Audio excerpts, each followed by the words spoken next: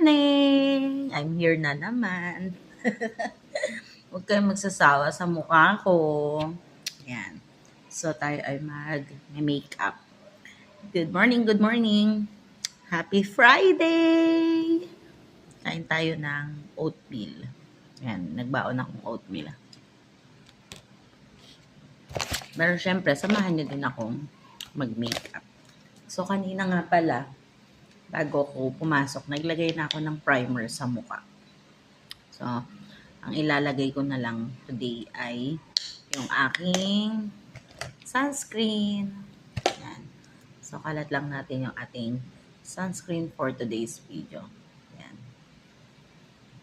Habang magme-makeup tayo ay magkwentuhan tayo.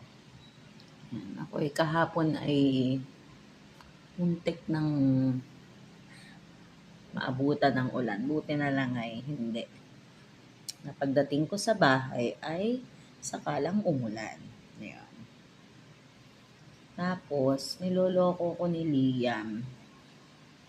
Kasi kahapon di siya nakapasok. Sabi niya, na late daw nang gising yung daddy niya. ang na late na gumising talaga siya. Ayun. Hirap na hirap kasi siyang gumising sa umaga. Kaya talagang hindi siya, minsan may time talaga na hindi siya nakakapasok dahil late na talaga siya nagigising. Para sinasanay naman namin siya na gumising ng maaga. Pero alam niyo na, bata kasi. Hirap gisingin. Yan. Sabi niya sa akin kagabi, tumabi siya sa akin matulog. Sabi niya, Mami, pag nagising ka na, gisingin mo din ako. 4:30 ako gumigising. Siyempre, gigisingin ko ba yun? Hindi. Kasi sobrang agap ko. 7 ang nila, pasok. So, yun. Hindi ko siya ginising kasi sobrang aga pa.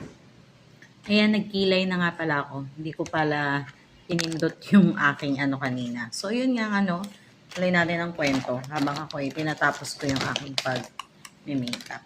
Yan. So, ay, bakit lipstick ang mukha kasi? Yan. Hindi yan makapal. Kala nyo lang yan. Kala nyo lang makapal, pero hindi. So, yun na nga. Sabi ni Liam, gisingin ko daw siya. Pero, hindi ko siya ginising ang aga-aga pa. Pero nagpaalam